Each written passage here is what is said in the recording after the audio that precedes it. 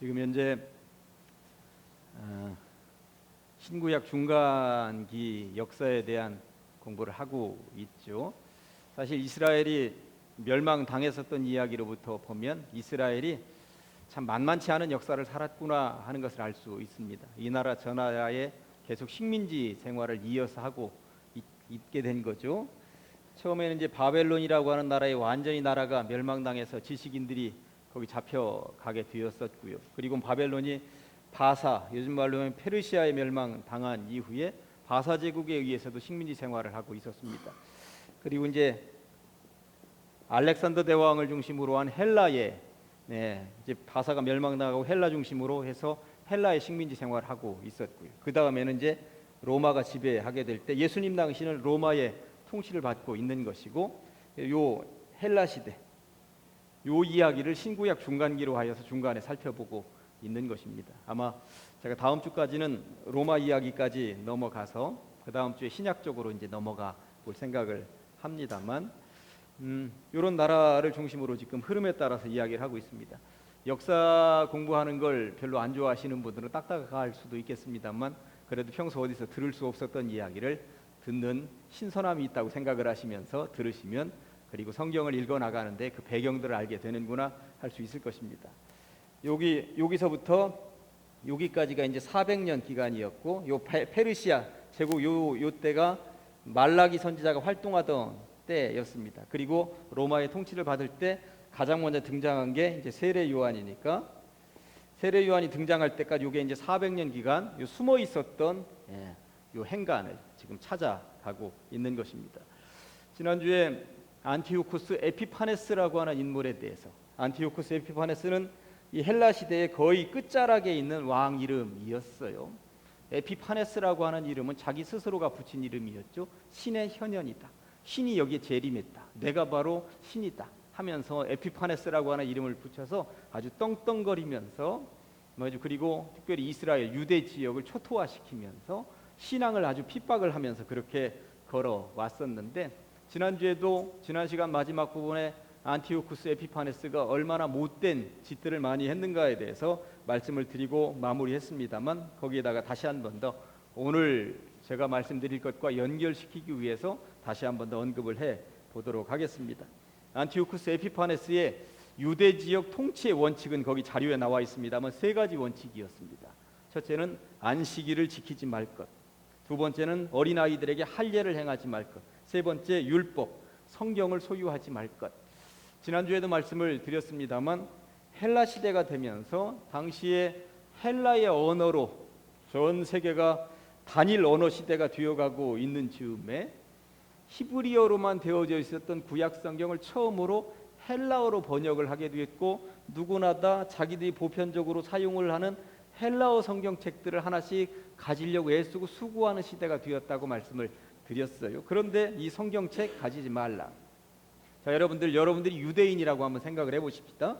안식일도 지키지 말라, 할례도 행하지 말라, 율법, 성경책도 가지지 말라. 이 세 가지 중에 하나라도 떨쳐낼 수가 있을까요? 유대인들로서는 생각도 못할 일이었습니다. 생각도 못할 일이었어요. 우리 기독교인들에게 주의를 지키지 말라, 이거 어떻게 생각하겠습니까? 성경책 갖다가 전부 다 불태워버려라, 앞으로는 성경 읽지도 못한다, 생각도 못할 것입니다. 그런데 우리들의 종교심보다 유대인들의 종교심은 사실 몇십 배, 몇 배 더 뛰어났다라고 하는 그러한 사실을 인정하면서 이 장면을 읽으셔야 되는 것입니다. 유대인들로서는 도저히 견딜 수가 없는 안티오쿠스 에피파네스의 탄압이었다고 하는 것입니다. 그러면서 동그라미 2번에 제가 이렇게 써놨죠. 그러면서 다니면서 사내 아이들마다 할례를 행했는가를 전부 다 보는 거예요. 어린아이들마다. 그래서 할례를 행했으면 할례를 행한 그 어린아이를 그 자리에서 죽이고 이 아이의 시체를 엄마의 목에다 걸어주는 일들이 당시에 발생을 했습니다. 이게 엄마가 견디겠습니까?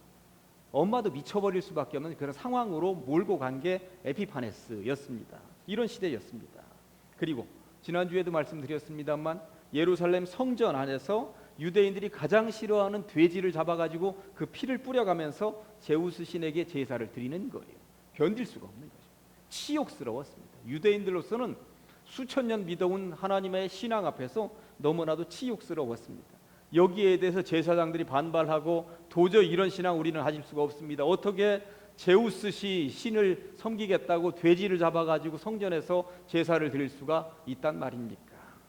이를테면 여기다 불상 세워놓고 목탁 두드리고 있다고 생각을 해보십시다. 여러분들은 견디겠습니까? 참을 수가 없는 치욕스러운 것입니다. 그랬더니 그 반발하는 제사장들을 길거리다 그냥 널려놓고 거기다가 마차를 지나가서 600명을 죽여버립니다. 이게 에피파네스였습니다. 그리고 제사장들이 마음에 안 들으니까 특별히 제사장 그룹 가운데 대제사장을 자기 마음에 맞는 사람으로 바꿔버리고 성전 헌금, 성전에 들어와 있는 모든 헌금궤를 자기가 독차지하고 그 백성들이 낸 헌금을 자기가 마음껏 유용을 하는 것이죠. 그리고 성전에서 어쨌든 제사 못 드리게 막아버렸습니다. 강하면 부러지게 마련이에요. 이렇게 강하면 반대자도 나오게 마련입니다. 이제까지 바벨론이 포로로 잡아가긴 했지만 바벨론의 포로로 잡혀간 다니엘 같은 경우, 다니엘 친구들 같은 경우 어쨌든 바벨론의 왕이 자기들의 종교는 어쨌든 지켜주려고 노력을 했습니다. 바사, 페르시아가 바벨론을 무너뜨리고 왕이 된 세계를 주름잡은 이후에 뭘 한 것입니까? 유대인들은 돌아가서 성전 짓고 너희들 예배 드려라. 그렇게 한 거거든요.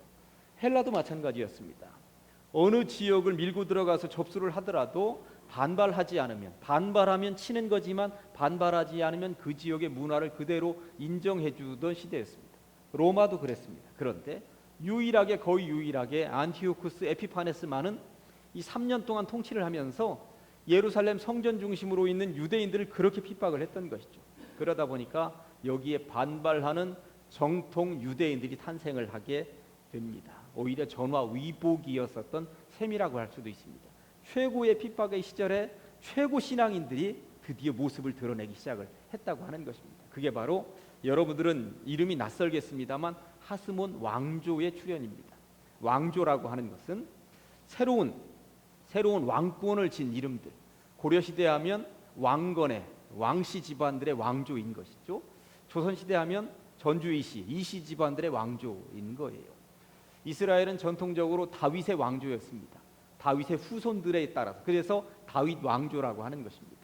하스몬 왕조는 다윗의 피를 이어받지 않은 다른 하스몬이라고 하는 집안의 왕조가 출현하게 되는 계기가 안티오쿠스 에피파네스의 핍박이었다고 하는 이야기를 지금부터 해보려고 하는 것입니다. 그리고 이것이 신약 성경 시대와 어떻게 연결이 되는지 그 장면을 살펴보도록 하겠습니다. 동그라미 1번에 이스라엘 땅에서 안티오쿠스 에피파네스의 핍박이 워낙 드세니까 회개와 갱신 운동이 일어납니다. 철저하게 율법 지키자. 그러면서 안식일도 지키는데 이제까지는 안식일이 해 떨어지는 시간, 우리나라로 얘기하면 뭐 이게 하지도 있고 동지도 있고 약간 차이가 있습니다만 보통은 저녁 6시부터 다음날 아침 해 뜨는 시간까지 6시까지 12시간이라고 여기고 있었거든요. 그런데 이렇게 핍박받는 시대일수록 더 열심히 안식일을 지키자 해서 해 떨어지는 시간부터 2시간 전부터 그리고 해가 뜬 2시간 이후까지 조금 더 열심히 해보자. 조금 더 열심히 해보자. 이런 운동들이 벌어지기 시작을 합니다. 이게 멋있는 신앙 아니겠는가 하는 생각도 해봅니다. 이것을 하시딤이라고 이들이 이름을 붙였는데 하시딤이라고 하는 말은 헤세드라고 하는 이름에서 이제 파생되어서 나온 단어입니다. 헤세드라고 하는 말은 인애, 어질인자 사랑했자, 인애라는 말을 가지고 있기도 하고 경건이라는 의미를 담고 있기도 합니다. 그래서 어디 기독교 단체들 보면 헤세드라고 하는 이름을 가진 기독교 단체들이 있고 주석책에도 헤세드라고 하는 주석책이 있기도 합니다. 헤세드가 그런 의미를 담고 있는 것이죠. 그러니까 경건운동, 하나님의 사랑, 그리고 여기에는 또 충절 뭐 이런 의미도 담겨 있어요. 하나님 앞에 충성하는 운동을 그 유대인들이 벌이기 시작을 합니다. 최고의 어두운 시대에 그들은 밑에서부터 뭔가 운동을 벌여나가기 시작을 했다고 하는 것입니다. 마침 그러던 중에 안티오쿠스 에피파네스가 예루살렘 성전이 아닌 다른 지역 모데인이라고 하는 지역 제단에서 유대인 제사장들로 하여금 제우스 신에게 제사를 드리라는 명령이 떨어집니다. 그리고 안티오쿠스 에피파네스가 보낸 사신들 5명이 그 모데인 지역에 가서 제사장들을 전부 다 불러 모아놓고 지금부터 이 제단에서, 이제까지는 여호와 하나님께 제사를 드렸는지 몰라도 지금은 요 제단에서 제우스 신에게 제사를 드려라, 이런 명령이 떨어진 거예요. 이때 제사장이 누구였냐면 거기 3번에 이름 쓰여져 있죠. 마타디아스 하스몬이라고 하는 대제사장이었습니다. 마타디아스 하스몬은 아무리 생각을 해보아도 이건 아닌 거예요. 여호와 하나님 앞에 제사를 드려야 하는 그곳, 이제까지 여호와 하나님께만 제사를 드렸던 그 제단에서 어떻게 제우스 신에게 제사를 드린단 말인가? 나는 못 드립니다. 거부하죠. 그랬더니 그 옆에 있었던 제사장 한 명이 겁이 나는 거죠. 지금 사신들이 와 있고 안티오쿠스 에피파네스 세력들이 와 있는 거예요. 안티오쿠스 에피파네스가 얼마나 무자비한 인간인지 알잖아요. 너무나도 겁이 났습니다. 나라도 드리자 하고 자기가 올라가서 제사를 집례하려고 합니다. 그랬더니 이 마타디아스 하소문이라고 하는 이 대제사장, 이 인물이 돌을 들어서 그 유대인을 칩니다. 그리고 제사 지내라고 안티오쿠스 에피파네스가 보냈었던 사신 5명도 함께 돌로 쳐서 죽입니다. 그러니 그 자리에서는 살아남을 수가 있겠습니까? 이 소식이 에피파네스에게 들려가면 온갖 군사 밀고 들어와서 완전히 그 지역 초토화시킬 것 아닙니까? 그리고 피신길에 오르는데 유대인들의 엄청난 세력들, 가족들과 추종자들이 함께 도망을 가서 사막의 동굴에 숨습니다. 어느 동굴에 숨었다는 소식이 에피파네스에게 들리지 않았겠어요? 에피파네스가 엄청난 군사를 이끌고 옵니다. 그런데 추종자들도 굉장히 많았습니다. 전쟁이 벌어졌는데 금방 이겨낼 수가 없어요. 지리적인 여건은 이 유대인들이 그 지리적인 여건을 더 잘 알고 있습니다. 쉽게 무너뜨릴 수가 없습니다. 그런데 에피파네스의 귀에 자기들로서는 굉장히 좋은 정보를 하나 얻게 됩니다. 유대인들은 안식일 날은 싸우지 않는다더라. 이 소식을 접하게 되는 거예요. 안식일 날에는 창도 들지 않고 칼도 들지 않고 절대 싸우지 않는다더라. 그래서 에피파네스가 가만히 있다가 안식일 날 밀고 들어갑니다. 그래서 한 번에 어린아이들 그리고 여인들까지 합쳐서 1000명이 그냥 죽어나갑니다. 대부분이 초토화되는 거예요. 그래서 이 유대인들이 회의를 합니다. 안식일날 싸우는 것은 옳지 않지만 방어만은 하자. 공격은 하지 말고 방어만은 하자. 이때부터 안식일날은 방어만은 할 수 있는 규정이 유대인들에게 생겨나게 됩니다. 그러면서 어떻게든 살아남았고 마타디아스 하스몬은 철저하게 말씀 준수, 창세기, 출애굽기, 레위기, 민수기, 신명기 말씀 준수, 안식일을 지키는 것, 그렇게 1년 정도 유대인들을 이끌고 저항하다가 죽죠. 하스몬에게는 5명의 아들이 있었어요. 5명의 아들이 있었는데 이 셋째 아들이 가장 뛰어났습니다. 이 셋째 아들의 이름이 거기 쓰여져 있죠. 셋째 아들 동그라미 9번에 마카비라고. 이스라엘의 중간 역사 가운데 이 마카비라고 하는 인물이 얼마나 뛰어난 인물인지 이스라엘 민족으로서는 영웅 같은 인물입니다. 그래서 마카비 혁명이라고 합니다. 그러니까 이 마카비의 아버지였던 마타디아스 하스몬은 그냥 1년 정도 백성들을 이끄는 수준에서 머물러 있었지만 이 마카비가 하여튼 유대 지역을 넓힙니다. 그리고 스스로 왕이 되어서 그래서 하스몬 왕조가 이제부터 진짜 왕이 되어서 그 지역을 통치하는 일들이 벌어지게 되는 것입니다. 어느 정도였냐면 거기 동그라미 10번에 쓰여져 있죠. 에피파네스 군대가 5만 명 이상이 밀고 들어오는데 이쪽 마카비 쪽은 3천 명인데 그 5만 명 넘는 군사를 이겨냅니다. 대단합니다. 근데 어떻게 이런 일들이 있게 되었느냐 하면 이때가 헬라 시대의 거의 마지막이었어요. 헬라가 지금 기가 죽어가고 있는 쇠퇴하는 지는 해 쪽이었습니다. 이때가. 그리고 로마가 승승장구하면서 자꾸만 동쪽으로 밀고 들어오는데 아직 유대 지역까지는 밀고 들어오지 못하는 그러한 중간 단계였던 거예요. 그러다 보니까 이 마카비가 이런 시점에 지금 저 권력을 잡고 유대 나라가 독립하는 계기를 가지게 되는 것이죠. 아무튼 5만 명의 이상의 군사가 밀고 들어오는데 3천 명으로 싸워서 이겨냈습니다. 그럴 즈음에 이 유대 지역을 그렇게도 핍박했었던 안티오쿠스 에피파네스는 다른 싸움터에서 전쟁을 하다가 죽은 거예요. 죽었다는 소식이 들립니다. 5만 명의 군사를 이끌고 왔던 장수가 자기들의 수장인 에피파네스도 죽었지, 지금 여기 3천 명한테 졌지, 도저히 안 되니까 이 마카비 이쪽을 인정해주고, 그래 너네 나라 세워라 하고 허락을 해주게 되는 것이죠. 그렇게 돼서 거기 쓰여져 있습니다. 예수님 오시기 기원전 167년 10월부터 164년 10월까지 정확하게 3년 동안의 에피파네스의 박해가 끝이 납니다. 그리고 나서 너희들 마음대로 나라도 세우고 너희들 마음대로 예배도 드려라 허락을 받아서 마카비를 중심으로 한 이 개혁 세력들이 예루살렘 성전에 가서 제사를 드리는 날, 그날을 이스라엘은 잊을 수가 없는 것입니다. 감격스러운 그 나라 예배를 잊을 수가 없는 것이죠. 그래서 그날 감격스러운 예배를 드리고 그날 절기 하나가 탄생을 합니다. 뭐라고 쓰여 있습니까? 수전절. 성전할 때 전자죠. 숫자. 수학여행 한다 할 때 닦을 숫자를 쓰는데 성전을 새롭게 닦았다, 그런 절기다. 그러니까 구약 성경에는 등장하지 않은 절기인데 이 수전절이라고 하는 이름이 신약 성경에는 유일하게 딱 한 번 등장을 합니다. 요한복음 10장 22절 한번 보여주실래요? 자막에 보니까 예루살렘에 수전절이 이르니 때는 겨울이다. 요날 이 수전절이 되었을 때에 예수님께서 예루살렘에 있었다고, 그리고 이 수전절 기념으로 예루살렘에서 예수님이 예배를 드렸고, 그리고 그때 긴 설교를 하는 것이죠. 성전과 관련되어서. 그런 이스라엘 민족에게 있어서 이 수전절이라고 하는 의미는 대단한 거였습니다. 잃어버렸던 예배, 잃어버렸던 민족을 되찾으면서 예배를 드렸던 그러한 날, 예수님은 그 기념날 성전에 계셨다고 성경이 말씀하고 있는 것입니다. 이 수전절에 대한 것을 이렇게 이제 길게 설명을 좀 배경을 설명을 드린 거예요.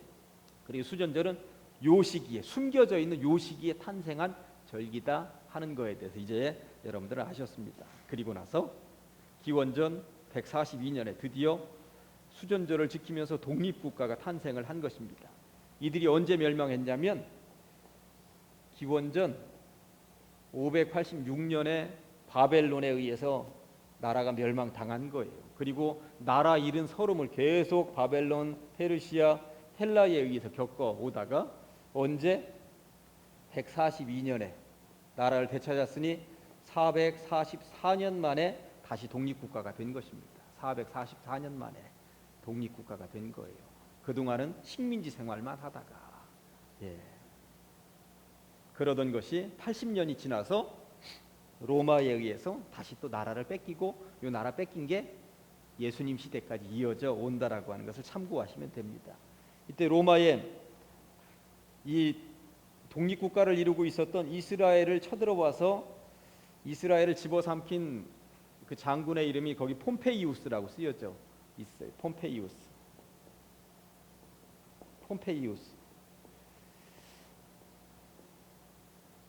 폼페이우스 장군이 예루살렘을 집어삼키려고 왔는데, 제가 가끔 말씀을 드렸죠. 예루살렘은 굉장히 난공불락이라고, 예루살렘 주변으로는 계곡이 흐르고 있어서 이 계곡을 밑으로 내려갔다가 이렇게 치고 올라가야 되기 때문에 예루살렘을 집어삼키는 것은 어느 나라든지 힘듭니다. 굉장히 난공불락의 성이었어요. 그러다 보니까 폼페이우스가 왔는데 문을 열어주지 않으니까 3개월 동안 그 둘러싸고 있으면서 전쟁을 하다가 로마 병사들도 많이 죽어 나가요. 그리고 나서 3개월 만에 예루살렘 성을 접수했습니다. 그런데 폼페이우스가 놀래 자빠진 일이 하나 있습니다.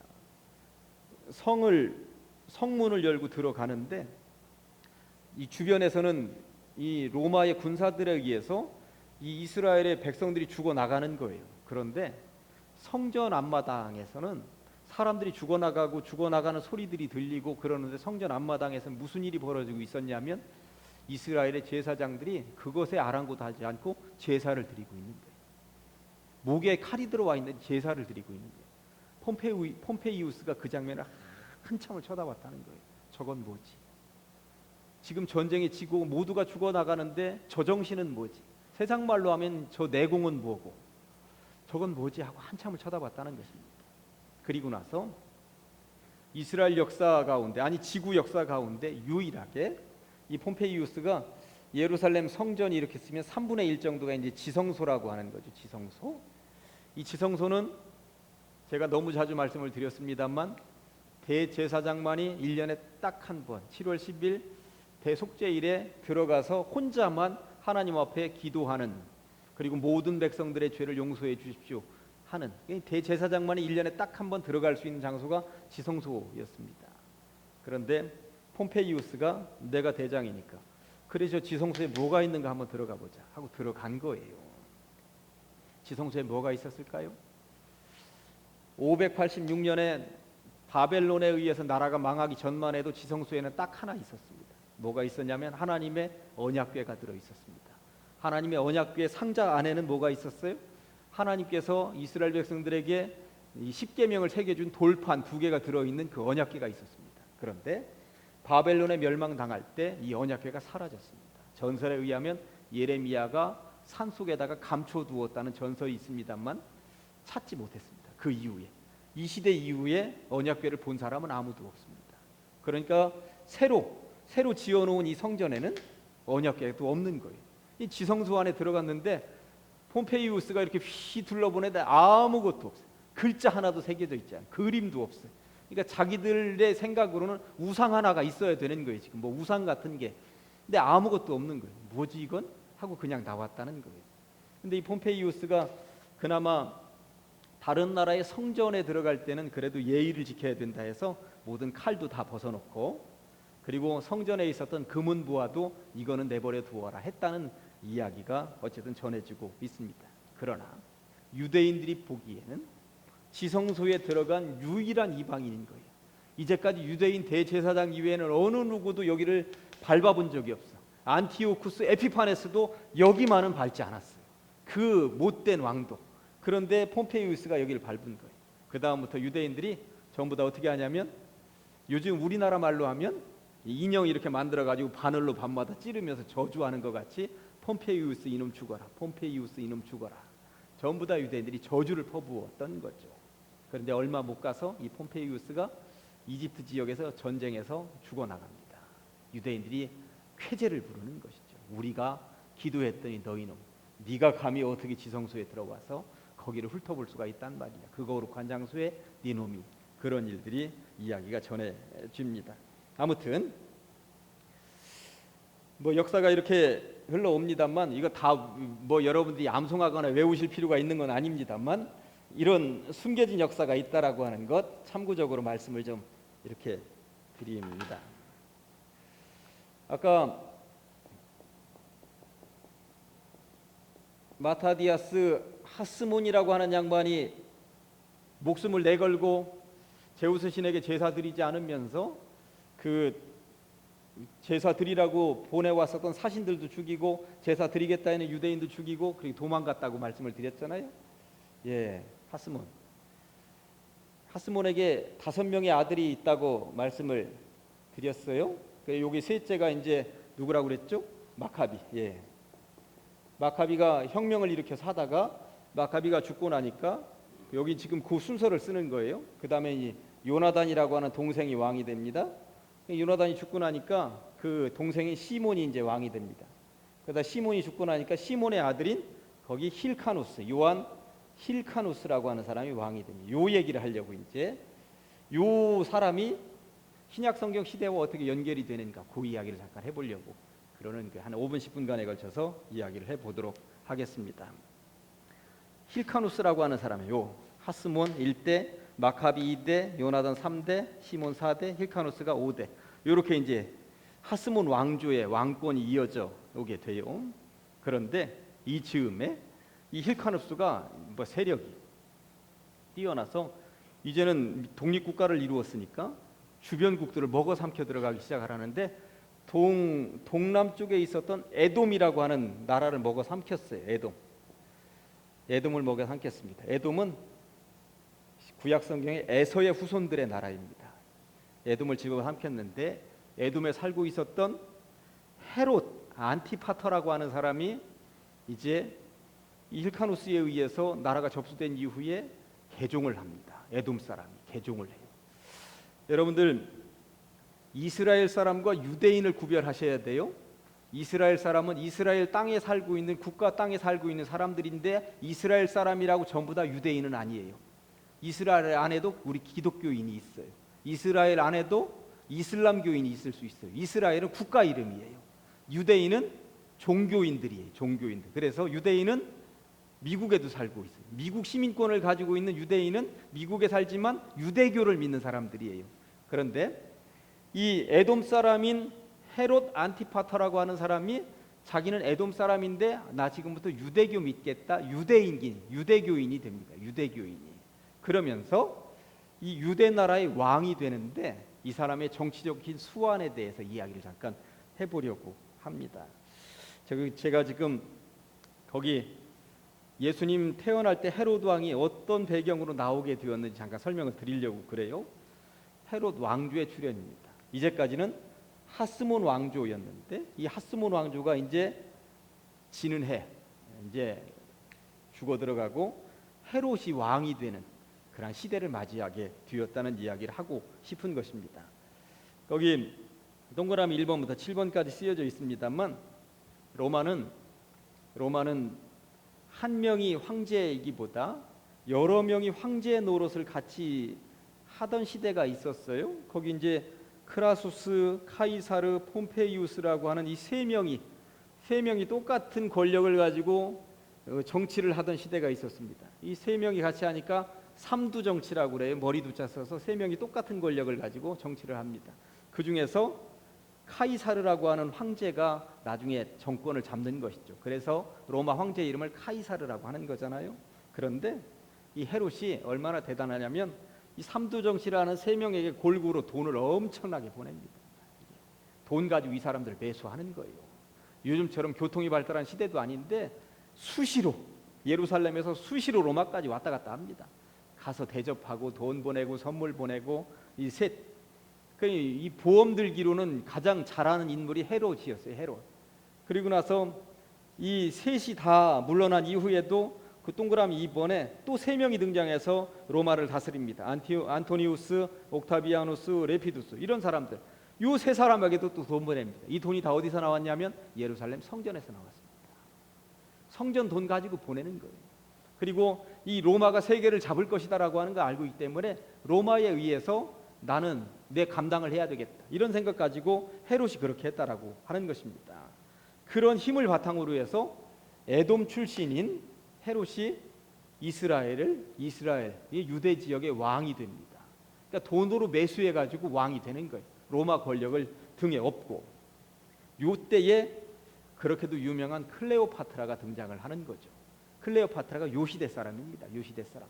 세계 3대 미인 가운데 하나였었다고 하는 클레오파트라가 일본에 나오는 카이사르하고 연인 관계였었죠. 그러다가 카이사르가 죽어나가니까 카이사르의 그 신하였었던 안토니우스하고 또 연인 관계가 됩니다. 안토니우스 부인도 죽어나가게 하고 몰아내고 지금 안토니우스하고 짝짝꿍이 맞아가지고 있는데 안토니우스가 세계를 다 지배하고 다니니까 안토니우스가 세계를 지배하면서 클레오파트라의 미모에 넘어가서 자기가 접수한 땅들을 전부 다 클레오파트라에게 넘기는 거예요. 계속. 그런데 클레오파트라에게 유일하게 넘기지 않은 땅이 딱 하나 있습니다. 어느 땅이냐면 유대 땅입니다. 유대 땅. 클레오파트라는 밤이면 밤마다 안토니우스를 꼬드기는 거죠. 유대 땅 나한테 달라고. 유대 땅 나한테 달라고. 그런데 그 유대 땅은 누가 지금 접수하고 있어요? 헤롯이 접수하고 있는 거예요. 헤롯이 접수하고 있는데 헤롯한테 받아먹은 게 너무 많아. 안토니우스가 평생에 헤롯한테 받아먹은 게 너무 많으니까 클레오파트라 내가 다른 건 다 줄 수 있다. 세계 전부 다 줄 수 있다. 그러나 유대 지역 이스라엘 땅만은 내가 못 주겠다. 헤롯한테 받아먹은 게 너무 많고 헤롯하고 쌓아온 우정이 너무 큰데 그것만은 그러니까 안토니우스가 클레오파트라에게 요거까지 넘어갔더라면 유대 지역이 예수님 오시기 한 40여 년 전에 클레오파트라 땅이 될 뻔하기도 했었어요. 하여튼 이 땅 못 먹어서 안달이었거든요. 그런데 하여튼 헤롯이 그 정치적인 역량으로 그러면서 성전 돈을 가지고 그렇게 매수해서 유대 땅을 자기가 고이 간직하게 됩니다. 그러다가 이제 죽게 되는데 자기 아들에게 헤롯이 모든 전권을 물려주게 되는 것이죠. 그래서 성경에는 지금 말한 요 헤롯이라고 하는 이름이 나옵니다만 요건 헤롯 안티파터라고 하는 이름이고 요 아들이 예수님 태어날 때 헤롯 왕이 요 사람의 아들이에요. 그러니까 모든 돈을 가지고 이리저리 휘둘렀던 사람의 아들이 예수님 태어날 때 아들입니다. 그리고 예수님 돌아가실 때 등장하는 헤롯은 그의 또 아들인 것이죠. 그러니까 이런 역사죠. 헤롯이라고 하는 이름이 성경에 나온다고 해서 한 사람이라고 보시면 안 되는 거예요. 이런 배경들이 있구나 하는 것을 알 수 있습니다. 그러면서 제가 6번 이야기는 하고 넘어가야 될 것 같습니다. 헤롯 안티파터의 아들이 예수님 출생 당시 동방박사들이 만났던 헤롯 대왕이었습니다. 왕이 난다 하는데 어디서 태어날까요? 그랬더니 헤롯 대왕이 깜짝 놀랐다는 것 아닙니까? 그리고 나서 이 헤롯 대왕이 베들레헴 지역에 있는 모든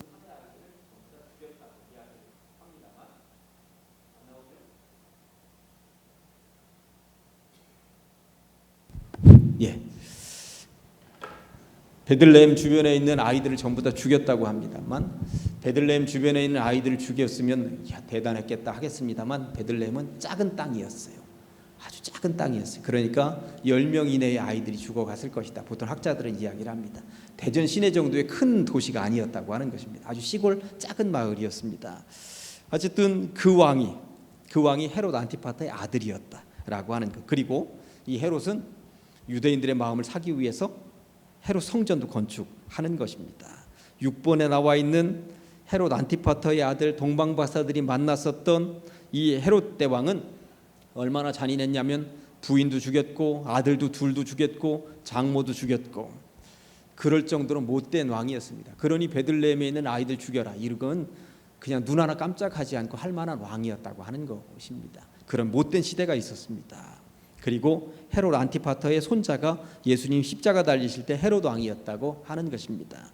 그런 어두운 시대들이 있었습니다. 그런 어두운 시대, 정말 최악의 어두운 시대에 예수님께서 이후에 짜잔하고 등장하신다라고 하는 것이죠. 다음 주 1시간 더 예수님 모시기 전까지 어떤 역사적인 일들이 있었는지 좀 더 살펴보고, 그리고 예수님 등장하는 신약 시대로 넘어가 보도록 하시겠습니다. 오늘의 말씀은 지금 안티오쿠스 에피파네스, 이 어두운 시대에 하스몬 왕조처럼 어떻게든 신앙을 지키려고 했었던 경건의 백성들이 등장을 하고 그랬던 것처럼 지난주 제가 드렸던 말씀을 그대로 가지고 왔습니다. 오늘의 말씀 다 2번 읽어보겠습니다. 시작. 그가 또 언약을 배반하고 악행하는 자를 속임수로 타락시킬 것이나 오직 자기의 하나님을 아는 백성은 강하여 용맹을 떨치리라. 그가 또 언약을 배반하고 악행하는 자를 속임수로 타락시킬 것이나 오직 자기의 하나님을 아는 백성은 강하여 용맹을 떨치리라. 아멘. 기도하시겠습니다. 하나님 아버지, 감사합니다. 구약시대가 끝나고 신약시대로 들어가기 이전에 성경에 나오지 않는 숨겨진 역사의 이야기를 살펴보게 하시니 감사합니다. 성경을 읽어감에 있어서 우리들이 도움받게 하시고 성경의 흐름을 잘 알아갈 수 있도록 하여 주시며, 숨겨져 있는 역사가 우리들에게 어떠한 의미로 다가오는지 깨닫는 시간들이 되게 하여 주시옵소서. 예수님의 이름으로 기도합니다. 아멘. 498장 찬송하십니다.